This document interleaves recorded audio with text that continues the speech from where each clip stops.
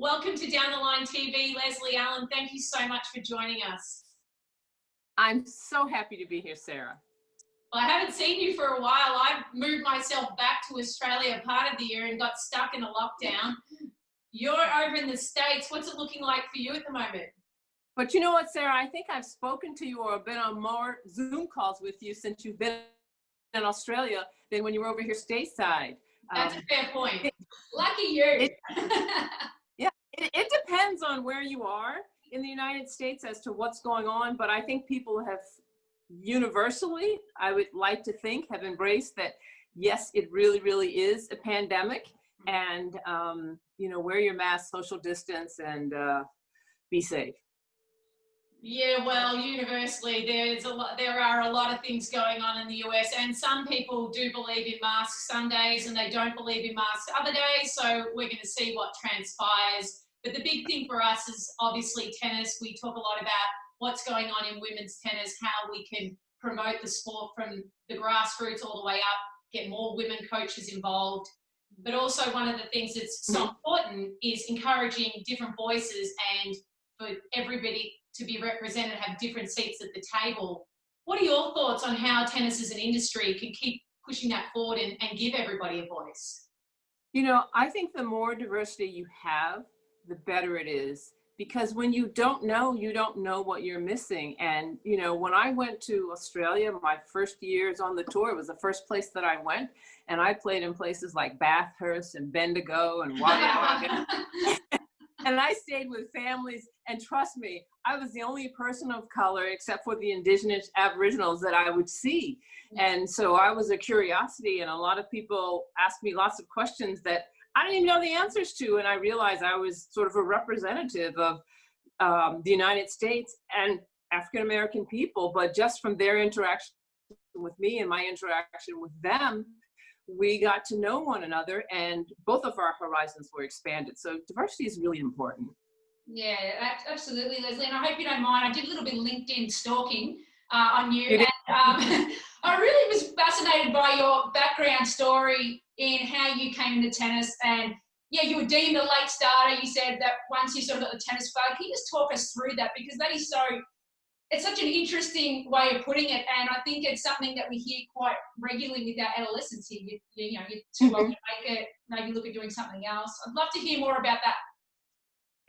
So the quick version is my mother played tennis. She played amateur tennis. She played tournaments. I have a baby book, true story. It's the book that, first step, first this, first that. There was a girl in my baby book. She's blonde, ponytail, sun visor, white, because in those days, that's what a baby book looked like. Everybody was white. So they put over this little blonde girl with the tennis racket, Leslie, ? So my mother had it in her mind that I was going to play tennis, this sport of a lifetime, where you could learn so many lessons. Okay? Because your mother wants you to do that, you don't want to do it. So true. Good point. Yeah, right? No, because every summer I would go with her. She would play the tournaments. I'd go to the playground. So I wanted no part of it. But when I heard about women's professional tennis, when I heard about in the United States, Title IX, where women could get college scholarships, things that weren't available, and all of the good work that Billie Jean King was doing with team tennis, and also the Bobby Riggs, Billie Jean King sort of women's empowerment match when Billie beat Bobby Riggs, the man, I'm like, I think I'm going to play tennis. Yeah. Now, I had taken lessons, gone to tennis camps, but just didn't compete.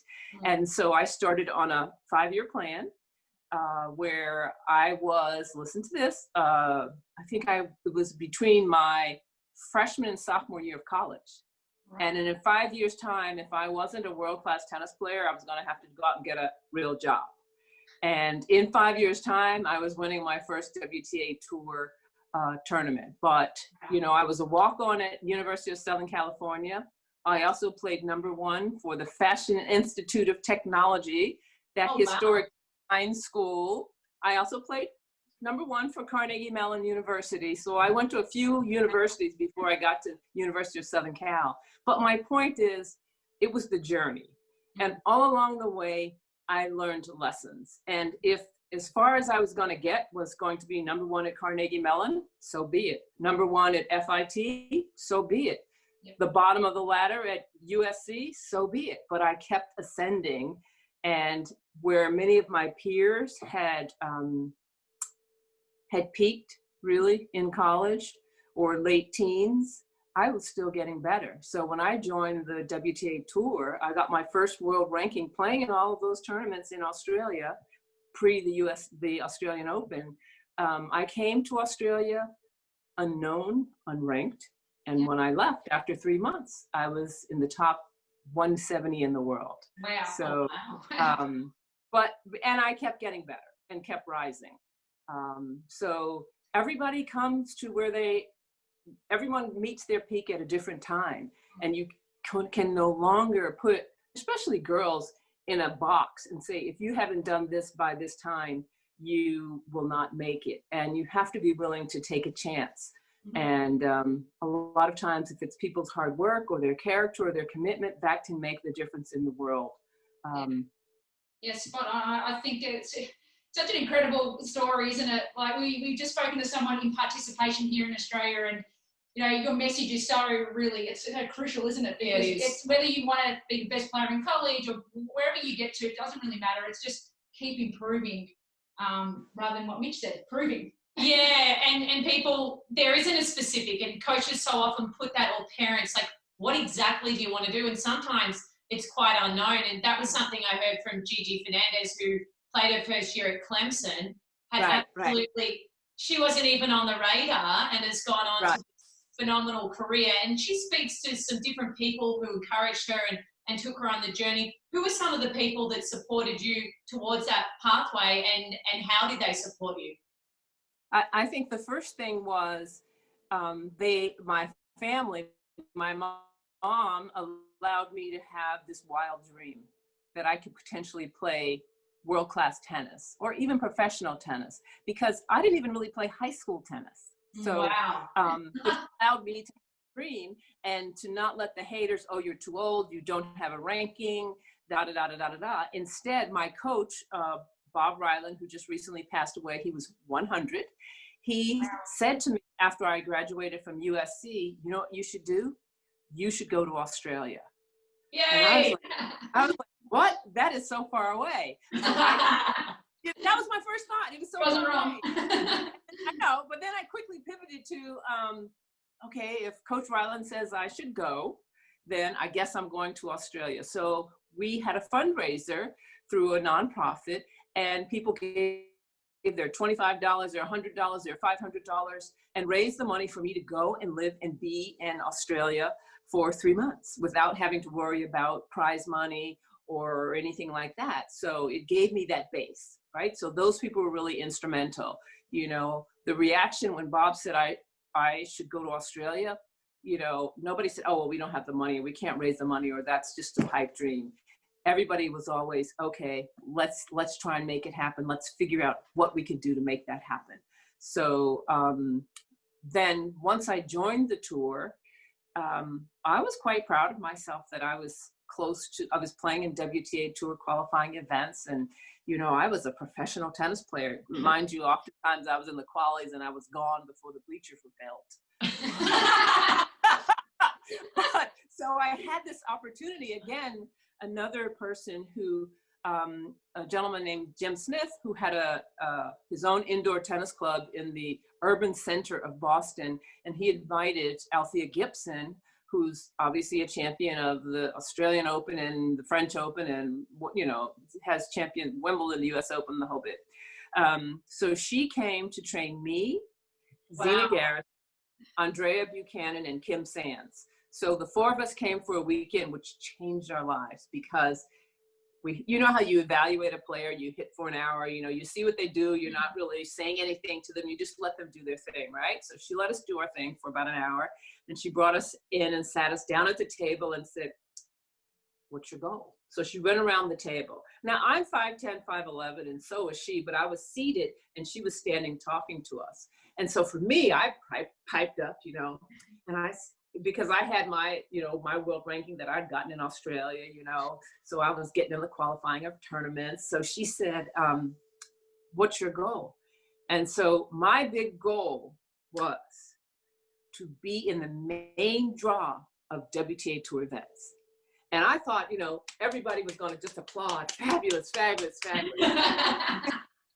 So this two-time Wimbledon and US Open champion looked at me and said, with your wingspan, and she put her arms out like this, like, why?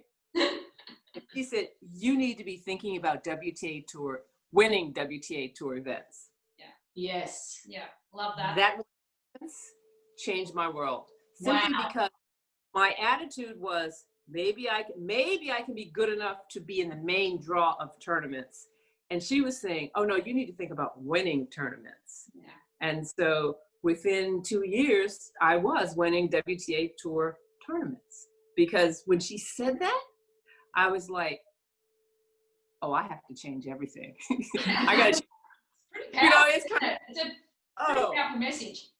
Yeah. Yeah. Yeah, and that's, and now post your playing career, you've obviously been on the board of the WTA and done wonderful things in tennis, but your Win for Life program is something that you now wear that hat and you help people with their lives. Can you tell us a little bit more about your work with Win for Life? I think I've always been an athlete advocate or, thought leader. And so it was important for me to share what I had learned in my experiences, and that those that came after me didn't have to reinvent the wheel. And it really started from the standpoint of another Australian. And those Aussies are winning today, aren't they? Everywhere. Who was the Australian Open? Paul McNamee. Paul McNamee, yeah. Okay, so he was the tournament director of the Australian Open. And we were on a US Open transportation bus. So, US Open is September. And so, we're just, how you going? Whatever. We're sitting next to each other on the bus. We played in the same era. And so I said, oh, we got some Aussie boys up here. They're playing some boys in the city in Harlem or whatever. So you know what I said? Did you bring any girls? Good question. That's a great question. He said, no. And so I must have given him a look, because I've been known to give looks. And he said, this is on the Australian Open bus. The US Open bus. He says, so, well, get some girls together and bring them down to the Australian Open. We'll take care of them. Awesome. September. Okay, I'm working corporately. I don't have a foundation, but I have just been offered the opportunity to bring some girls to Australia. Mm-hmm. So fast forward, I had the same organization that sent me to Australia. We fundraised and we brought 5 girls to Australia to play in Kids Day. And then we went to Sydney. We went to the consulate. We did some of everything. We went to the Sydney Opera House. We did everything. But the point was, as they were starting to train and play, I realized, oh, they're not going to go down there and embarrass me. They need to know, when somebody asks you, why are you here? They need to be able to speak articulately, right? And understand to thank the sponsors, and how when we go into a clubhouse at South Yar, we can say hello to the people at the front desk and chit chat with the members, or have a hit and giggle, or go to a cocktail party, or when the media wants to interview us. So really, out of Paul saying, bring some girls down, is how my Win for Life work really formed. Mm-hmm. I saw the need for athletes because they were so much focusing on just their sport and not developing the life skills. Mm-hmm. And the life skills, their sort of character, are what people are going to remember, you know? So we took them there and they had a fabulous time. And in the interim, like from that September to January when I went, I had back surgery, a 17-hour back surgery. I didn't even know if I was going to be able to go with them, but I still raised the money. I walked with a cane and a leg brace when I came. And you know how on the Qantas flights, how the flight attendants use that last seat as their row? They gave that row to me so I could lay down, and I was like, oh my God, I hope I can make this flight. We first went to LA, stayed overnight, and then we were on our way. And so you know how you sleep and there's the plane and you watch the plane. So when I woke up, I was like, please be past Hawaii, please be past Yeah, that's Hawaii. what I pray every time. Please be past Hawaii, please be past Hawaii, right? So I woke Yeah. up and we were in Fiji, right? We passed Fiji. I was like, oh, I Oh, can do that's it. a dream. I can get there. So for me, with the Win for Life program that I do, whether it's to help coaches like you or college students or high school students that want to play on the pro tour, we do programming and training to help meet them for, what they need to do so they can present their best selves. Because I happen to bring ladies to Australia. So they started out, and I would use my cane as like a boom mic sometimes, or I'd use this kind of a mic, just because it's kind of intrusive, when you have the boom or when they have the stick mic, right? So, but by the time we got there, they were perfectly comfortable to do an ESPN interview or any, and that's really what it is. Win for Life is to help you develop skills young, then you can practice them and use them the rest of your life. So in essence, you'd be winning for life. So that's what it is. And I just found that sometimes people tolerate bad behavior from a good player because they're a good player. Yeah. And people overlook a player with good character, maybe not the best game yet, but is a fabulous representative. So I chose to get athletes that were good representatives, and the tennis was ancillary because who the heck at this point cares how I served or how I volleyed? If they're going to tell a story about me, it's probably going to be more about what I brought to the sport or my personality or character.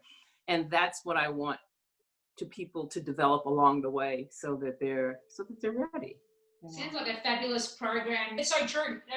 I quite often overlook the character of an athlete because their level might be so good, but yet they're kind of the athletes that lose themselves as they get older. So it's great that you're really supporting that. And I wanted to ask you, Leslie, how do you think the WTA tour is going? What are the highs? Where are the challenges? Well, I mean, I think it's hard to really have a good read on it just simply because of this COVID-19 disruption of the calendar and everything. For me, one of the most interesting thing about the French Open was to really show or highlight the potential and depth within the game, and how well these young players have presented and represented themselves in the type of tennis they've put out there, and how there's more than just one or two stories, and that everybody else's story.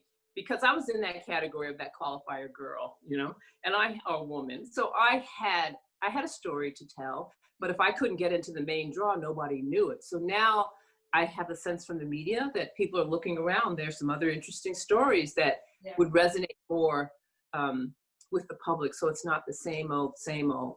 I think we're at a critical time, actually, the men and the women, because it's beginning to be a changing of the guard. It hasn't quite but it is happening, and who are going to be the next to step up. And I've been around long enough that I've seen the generation of the teen phenoms come and lose their mind, crash and burn. We've also seen the one and done, and the crazy parents overbearing, or even the tour putting too much pressure in terms of how often someone plays. So I like the way someone like Coco Gauff is being managed, or coming onto the tour. It's not overplaying. And I also like the fact that college age players are now joining the tour, where before in the United States at least, you had to make a decision: am I going to play professionally or am I going to college? Because if I go to college, I can't play professionally. And now it's a great gateway, no matter where you're from, to get some maturity and join the tour, because obviously there are a lot of more players that are American that are playing, and the Tennis Federation doesn't support them all, but when they go to college, they can get that same type of support because they're playing for their college, and then they can transition to the tour. So I think we're open for a lot of things. And I also like the fact that how our game has evolved, because there was serve and volley, then there was a moment of moonballing, and then there was you hit a hard forehand, you hit a hard backhand, and that was it. And no, you never went to the net. But now, as you watch the players, they're setting up points to get into the net, they're slicing balls, they're hitting drop shots. So it's much more interesting as well. And it's also more relatable for the people at home, because they maybe can only hit a slice backhand, you know? Or maybe they play doubles and they're always at the net and can never hit those big shots from the back of the court.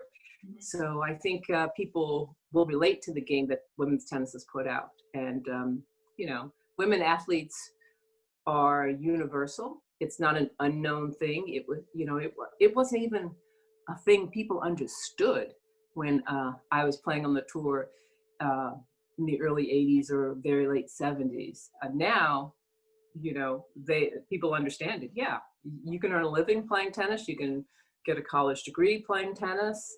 It's a thing. Yeah.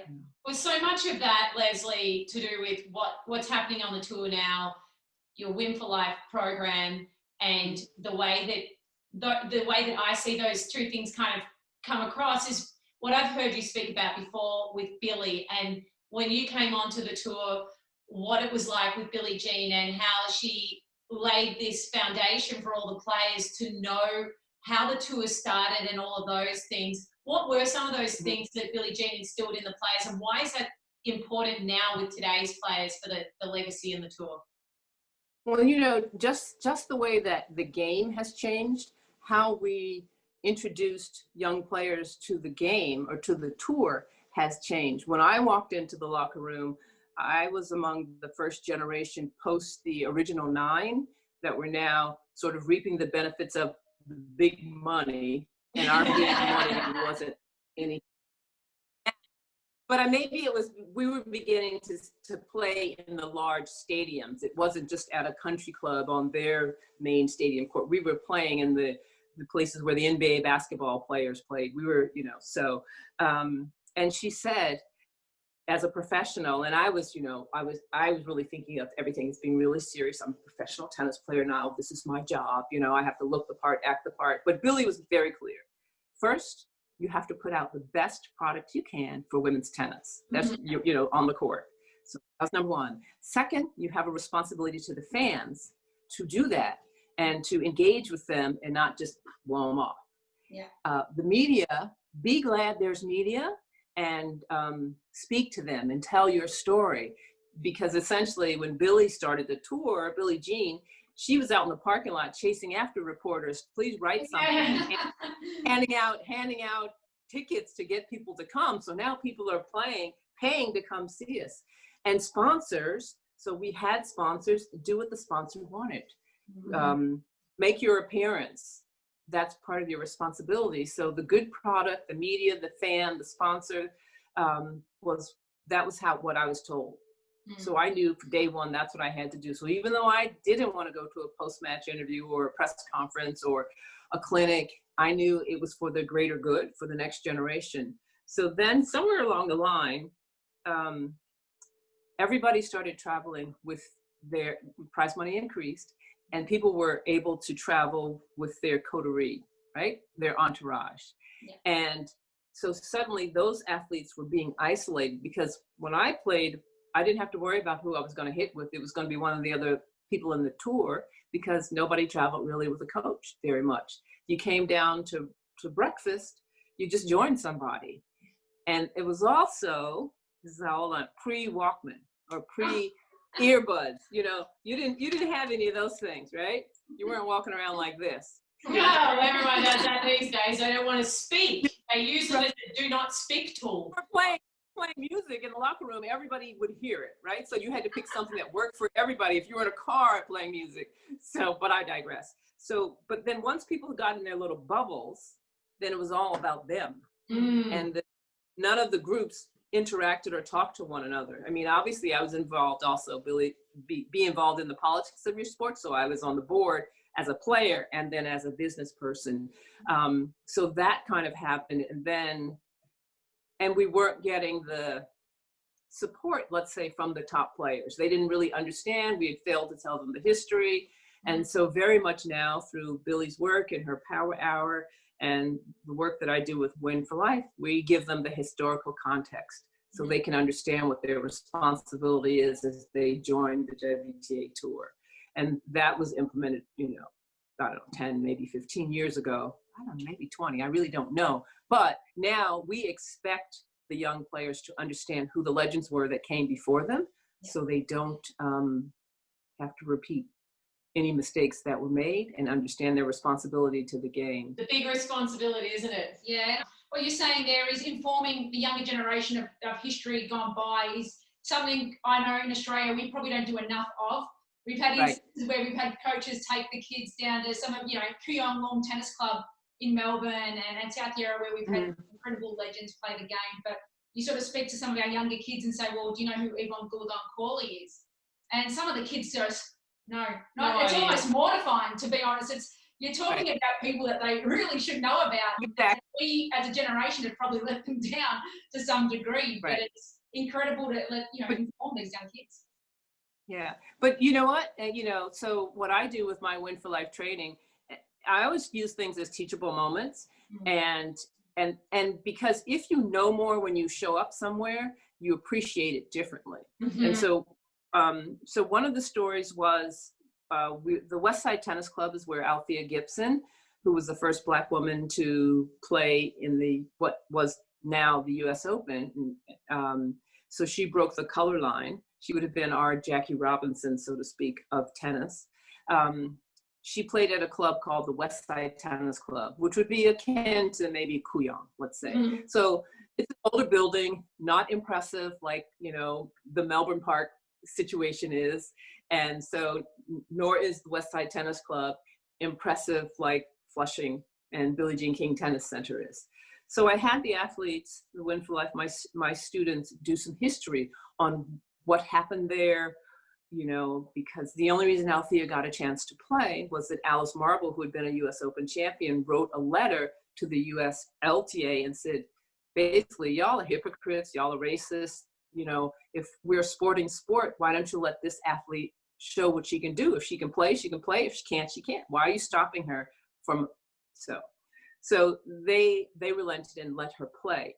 And so there were probably 20 questions that the group of them had to learn about the facility. And one of them was, when the second match that Althea played there, she was about to beat the Wimbledon champion. So now she's unheard of, unheralded, this first time African-American is playing. And the third set, it's, 7-all or whatever it is. And when on a day when you don't have it, the Wimbledon champion, Louise Brough, did not have it. Yeah. This thunderstorm came out of nowhere. The skies turned black. Lightning hit the stadium and hit one of the eagles at the top of the stadium and tumbled it to the ground.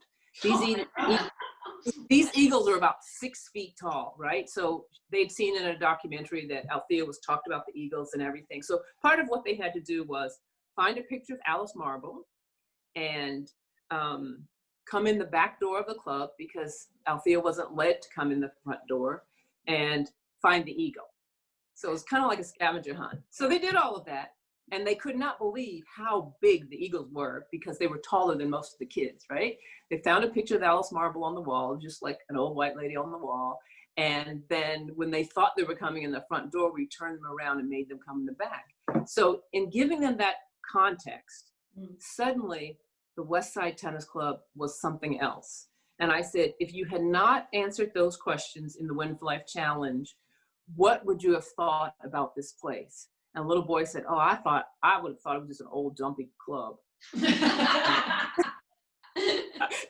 are pretty, steps and everything, So there we sat on the porch, looking out on the lawn, having lunch on the patio. And a member came up while we were there, and she said, I was a member of this club when Althea was here, and they did not treat her well, and she had to take her meals in the kitchen, and she couldn't go in the locker room. Oh, wow. So I was like, but because the Win for Life training had given them that perspective of the time period, they had a different appreciation. So I try and put things in context so you understand what it is you're doing or what message it sends, whether it's what you're wearing, what the background behind you is, whatever it may be. That's part of it, just helping you understand. And obviously you could tell I'm passionate about it. But We so love because if you did that, or if you found a great Kooyong story or something that related to those athletes, where they're from or something, or put them on a scavenger hunt, or ask them about why the goats out there, if they're still out there, then it's not there anymore. yeah. But I mean, you can even tell them there were goats there. Why were they there? You know? Yeah, that's a really good point. It's definitely something you're inspiring me to look at, to be honest. It's a great way to tie it But in. just kind of trivia, and you know, so it was like 20 questions, but there were 20 kids, so all you had to do was answer one question, you know. And I probably put them in teams, and then they would, you know, talk them out one another. You know, it was like a challenge, who got the answers. You know, then we spent the day. They hit some. There's a pool now at the tennis center. They went to the pool, and they had a great day. So I think that's the work that I like to provide, the challenges for Win for Life. You're available if people want to reach out and work with you through Win for Life. I know that you have different things you're doing. In closing, how can we let people know how they can reach out to and find you and keep up with the great work that you do? Sure. I mean, there's two things that I do. A lot of it is keynote speaking and presentation, so they can always recruit me to come and be one of their speakers. And now we don't have to worry about travel because many things are virtual. So the same places that I would maybe have gone to speak and travel, now the presentations or the speaking is virtual. So I think the best way is my website, which is the word win, the number 4, lifepro.com. So it's winforlifepro.com. And the email is info@winforlifepro.com. Pretty simple. But they can, and all else fails, just ask Sarah. She'll find it. Listen, I'm going to be pitching you everywhere. I'm hoping that I can have a little bit of an influence. Thank you for spending your Friday night with us, just on a win. We love talking to you. I always love learning from you. You're one of the brightest thought leaders in our sport, so thank you. Thank you, Leslie, for your time. This makes my Friday much more interesting because in my Facebook group, Win for Life Now, I did a video about puzzles. So this is much more interesting. So I'm going to post this as well. So you have to send me the link. We will. We'll tag you and share it for us. And thanks for everything that you're doing. I can't wait to see you soon. Thanks, you guys. Keep up the work. Thanks, Leslie. Welcome to Down the Line TV. Conrad, Singh, how are you doing this evening in New Jersey? Doing really well. It's a little wet here. I think we're getting into the downward slide of the cold weather now. So all good on this end. There's a downward slide here, isn't there, Boo? Look out your window. I was just about to say, I think we're in the same country. I'm sure our weather's reflecting whatever's going on down there. We're up there. So thanks for being with us, Conrad. No worries. Love catching up with some good old friends, and love, what I guess Corona's done is it's brought a lot of our friends that are all over the world back together again. And I think it's a great thing for everyone. Conrad, your tennis journey has been quite amazing. Lots of people know it, but there's a lot of people who are now going to find out more about it. Take us from when you were playing on the tour and then you transitioned into coaching to where you got today in a quick snapshot. Wow, that's, it's a long time. If I go back to probably 1993 was when I started finished school, St. Kevin's College, old alumni. We had a really good team at school, and that was where, I had great memories from that. Fast track on, I went through Deakin Uni where I majored in biomechanics and sports science. So from there, packed 2 bags, went to Europe, team tennis and prize money stuff, and got into the coaching at a higher level there. I mentioned a moment ago, a lot of Aussies that were coming through would come and train, and that kept me in it. Fast track a few more years, went back home and went on to study some honours and did some masters and different things.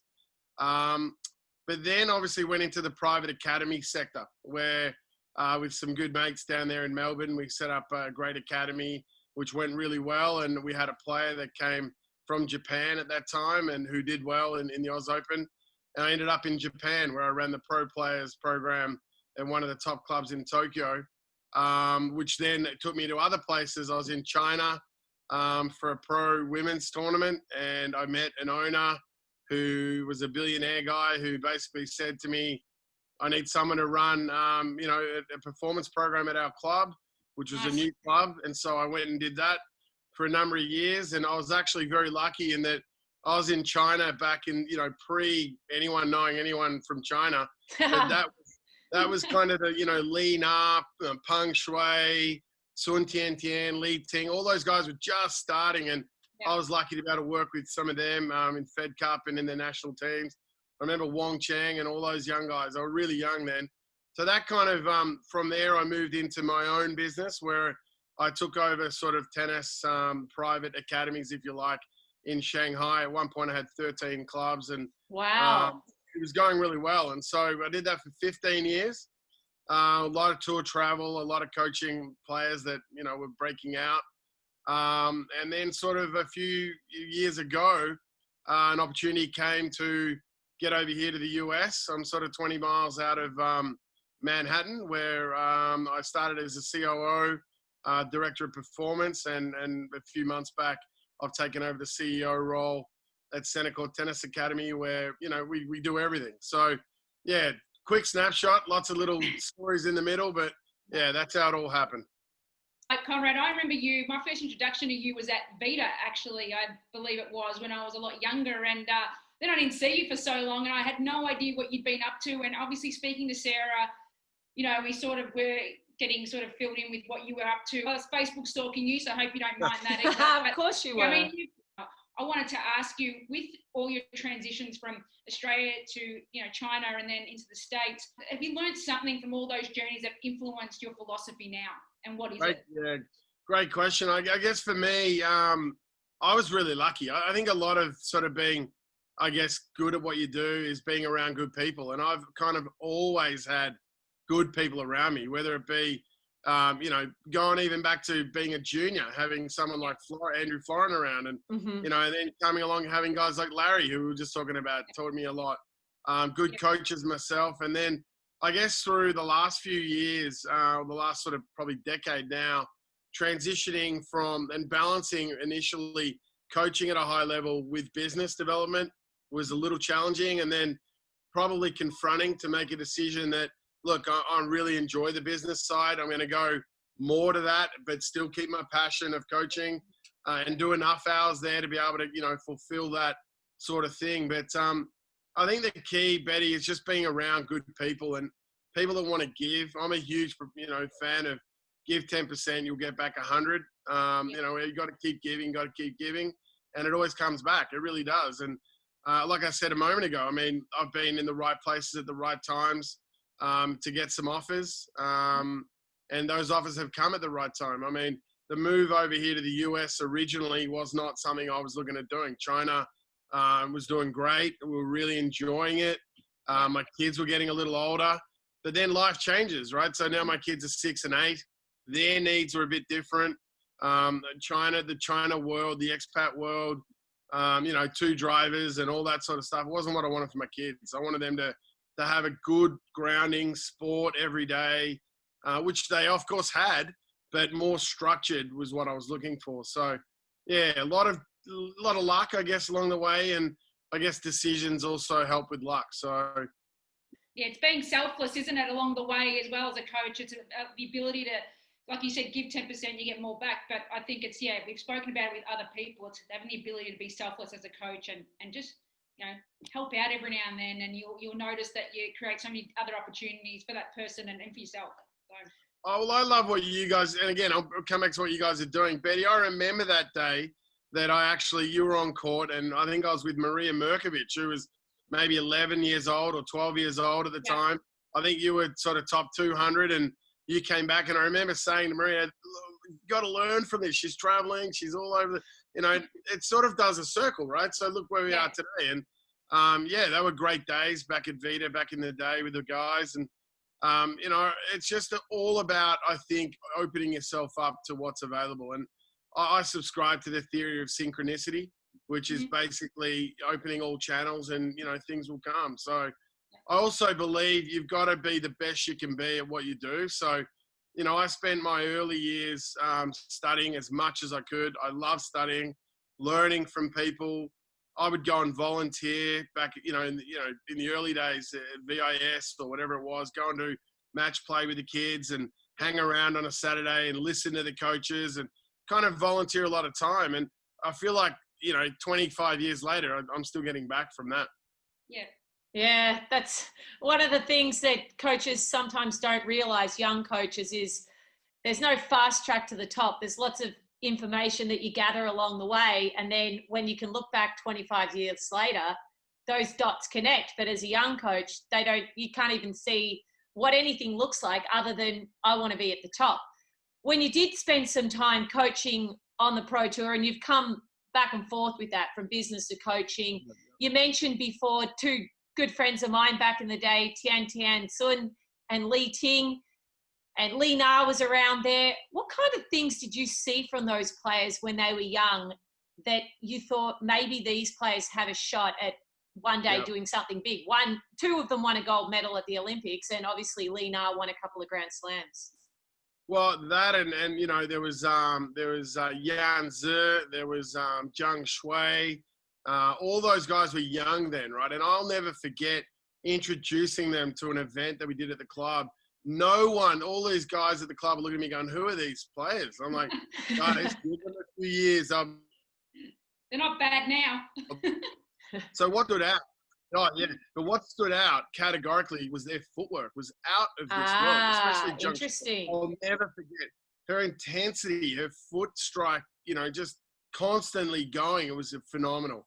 The other thing that really blew me away with them was they just were fearless. And I felt like a lot of it was they had very little idea about the outside world.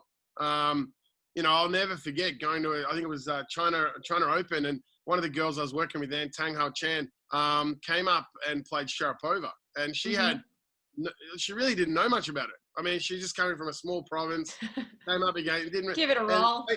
Same thing happened a few years later at the Aussie Open. I think it was 2014. She drew Eugenie Bouchard first round. She didn't know who she was, so she got up there and just played totally free. She almost took the first set. She ended up losing, but that was something that stood out for me. They were just fearless. They really valued doubles. That was something that they do. For me stood out. They valued it, and you saw that with the 2004. I was in China at the time. Sun Tian, Li Ting gold medal. With that, I think the Chinese really realized that we can do well. We can be on a global stage here. And you just look at how many slams they won with doubles. They really prioritize that. You see a lot of the kids. It's changed a little, I'd say, in the last 5 years. Yeah, it has. As a lot of the younger kids have now become more international. And, we had a few world number ones and whatnot come through. They stepped out of the system. But when they were back in just that, provincial sort of focus, the China Games was the biggest tournament on the planet for them every 4 years. I think it's 12,000 athletes get together. Wow. I was lucky to coach at 3 different China Games as the head coach of different provincial teams. And so you understand how much goes in. They are literally playing like the same feeling our athletes have at the Olympics is what they have at their national games. So That's doubles amazing. is huge. So yeah, they're all the things I noticed. So it would be footwork, it'd be lack of fear, and real priority on doubles. Can I just go a little bit deeper into that? I just find it very fascinating because I was speaking to Des Tyson. I'm not sure if you know who that is. Oh, no, Des. Yeah, he spent a great guy, great coach, spent a lot of time in China, and he said the Chinese players are just an absolute pleasure to coach. And just for a young Australian player to go to China and train in the environment, what will be the biggest thing that they will notice in terms of not culture, but I guess training environment? Yeah, that's a good question. Des and I know Des, we had 2 very different experiences. He was working always with the national team. Okay. So basically those players, they're basically in the team and their families are paid a salary to be there. Oh, so wow. They don't lose that contract, right? Then you got the provincial team, which is like the 28, 29 provinces, and those players are the ones that want to get the national contract. And then you got just lone soldiers, private kids who are, they're from wealthy families and they're able to do it on their own.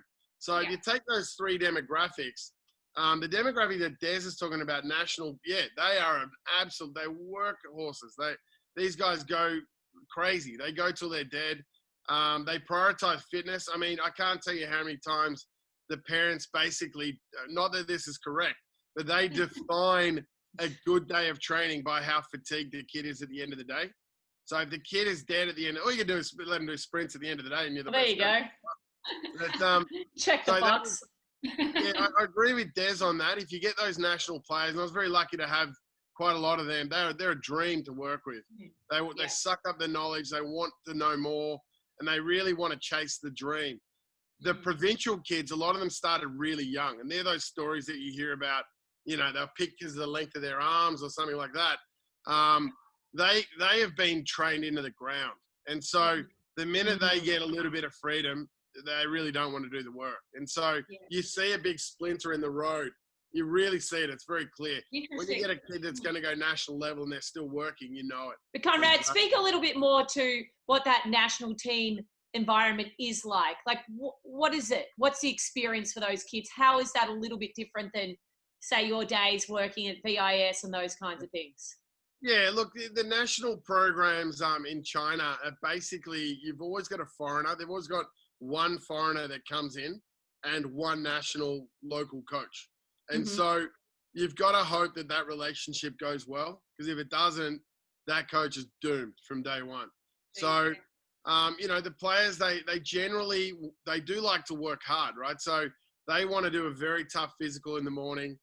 They want to do long hours. They really value like 2.5 hours sessions, both ends of the day. So, you know, you're talking 6-hour days, 7-hour days. So wow. Even some of the older athletes, when you're getting to sort of 26, 28, of course they want to taper down and protect their bodies a little bit. When they're in the national teams, that none of that's on. They go for it, and they go really hard.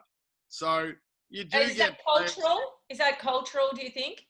I think it's more about maybe the understanding of quality is not exactly there yet.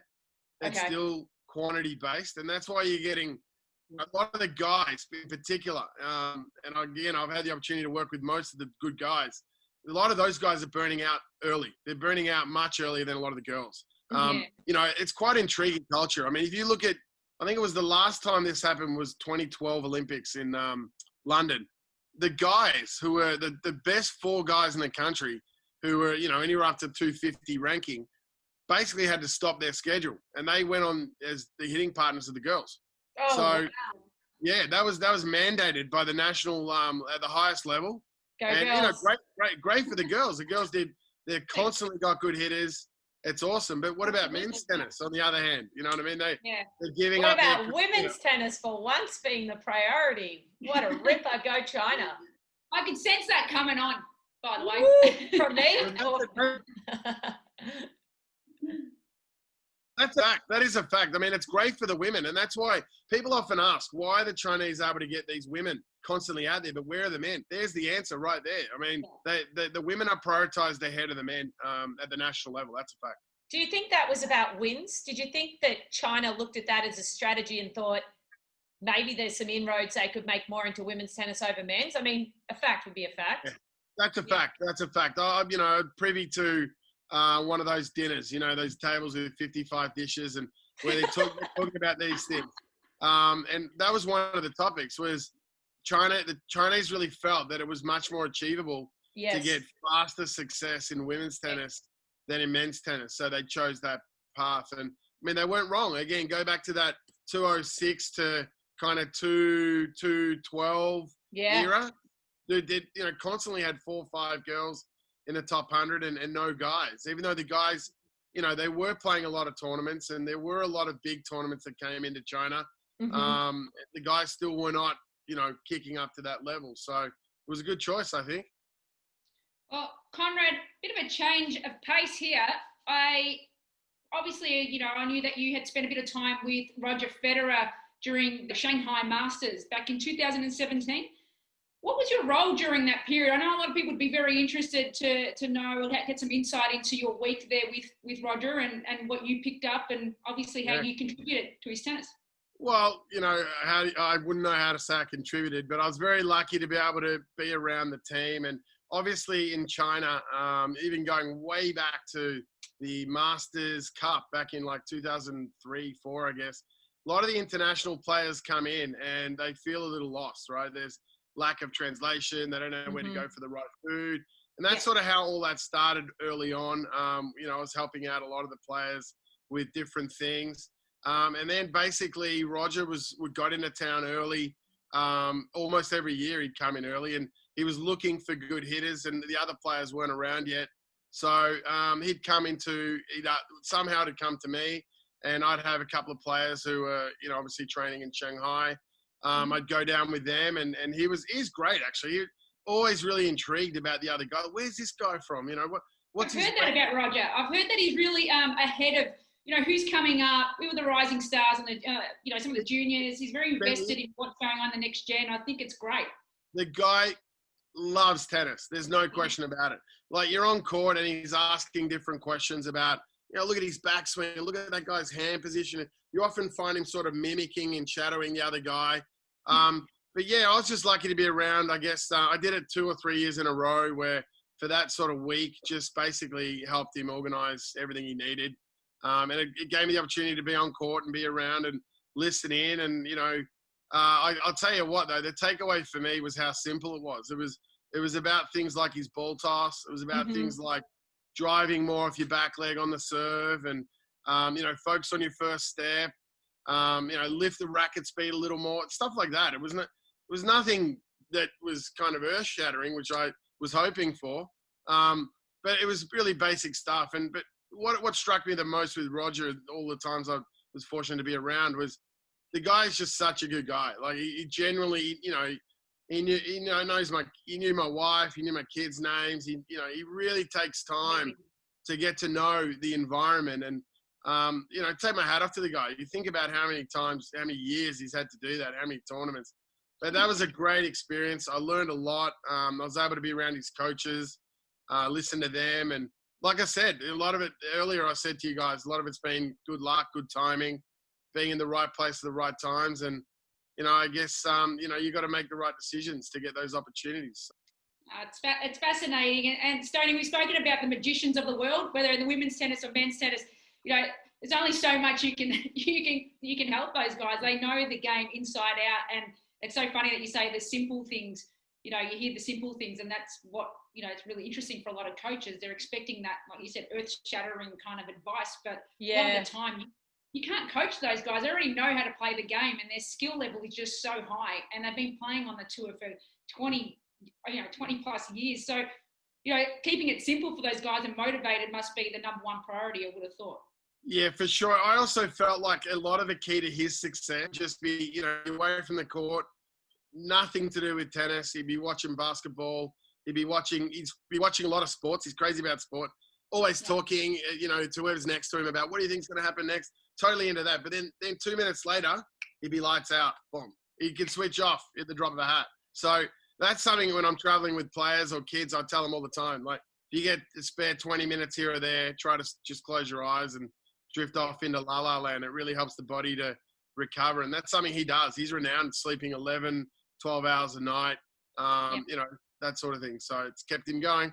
Yes, definitely underestimated how important sleep is. Lots of coaches get their players out at 6 a.m. for sessions, but the kids going to bed at 11 and they can't even function. They haven't rested, their body hasn't healed, their brain can't rest, all those sorts of things.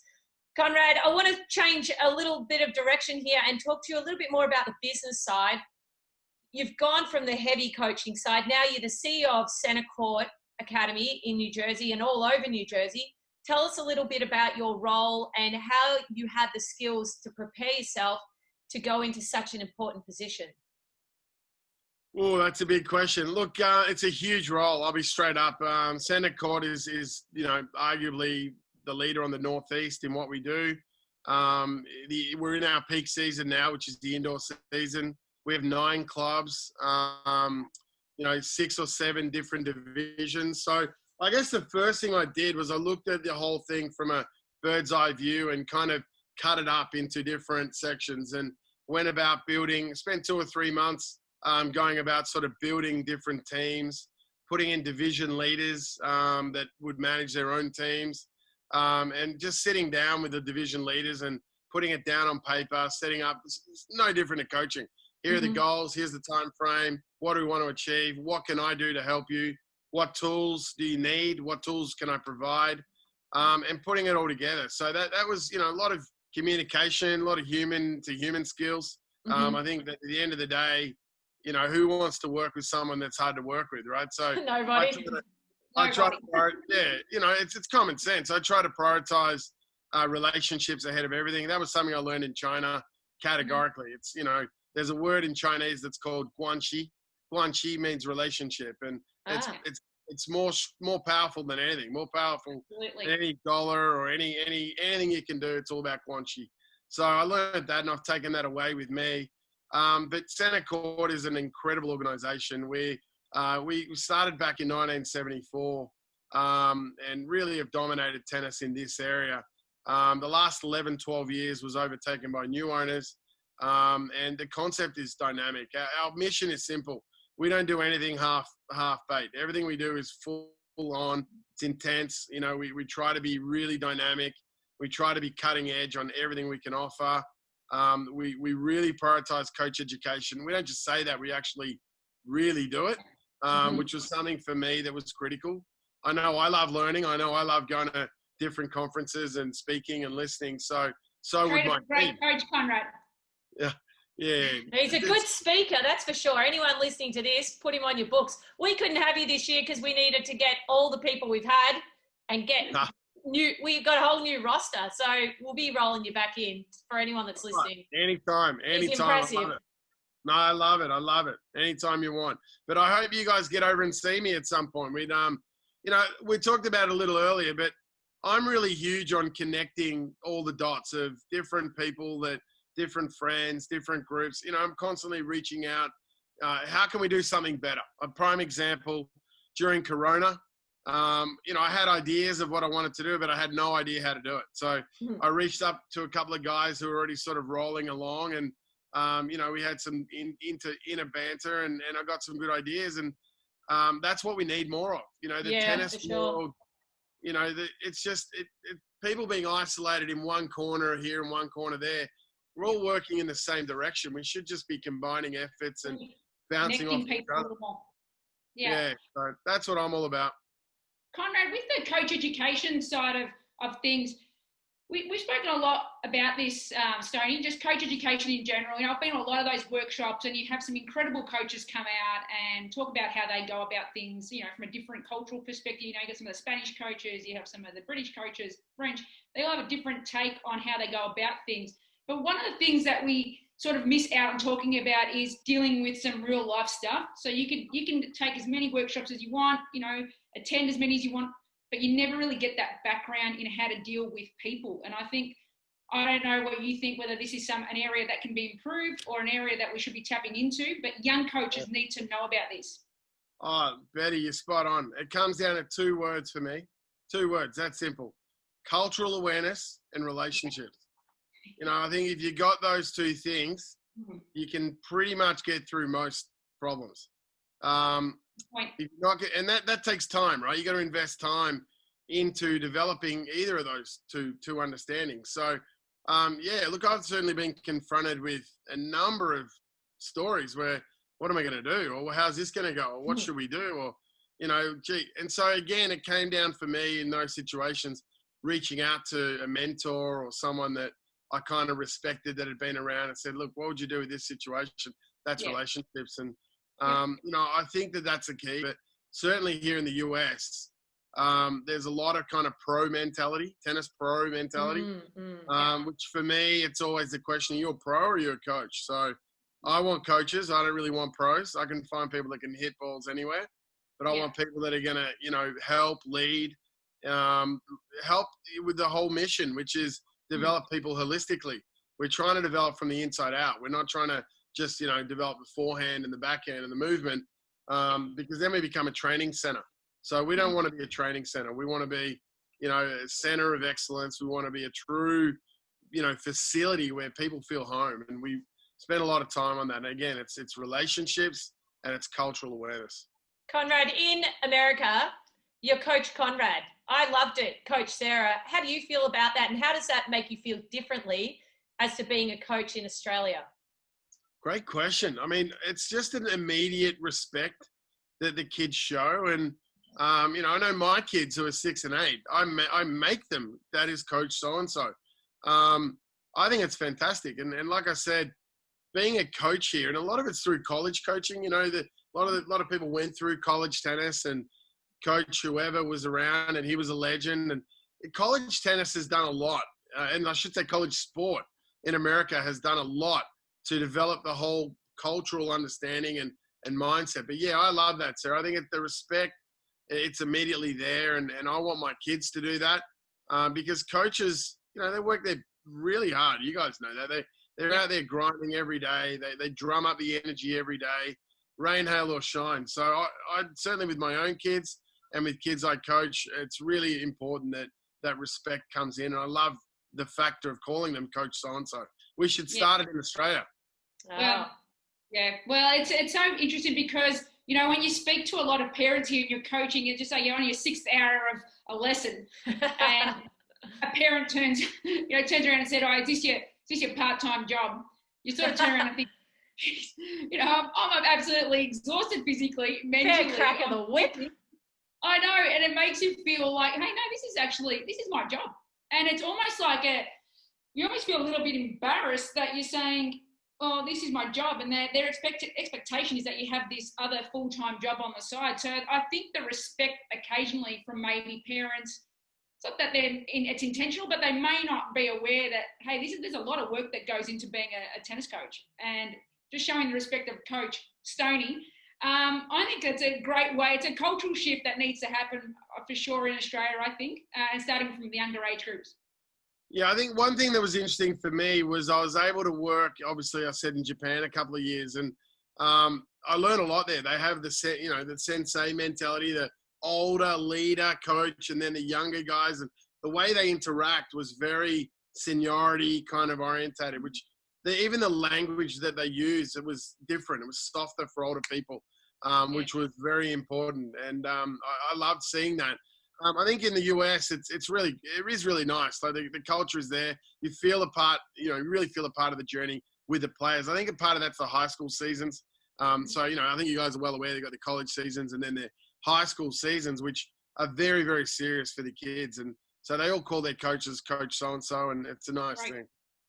Conrad, perfectly put. It's about time that tennis coaches were treated as professionals and not that this gig is a side hustle. That's something that through professionals like yourself, scaling from all the way down at beginning with tennis coaching to being CEO of a major corporation there, it is a real career, and you've done so well in what you've done in the career. And we're so thankful for your time, and it's late there for you, but we're glad that we get to share all this with all of the people that are following what we're doing, and we can't wait to see you somewhere around the world soon.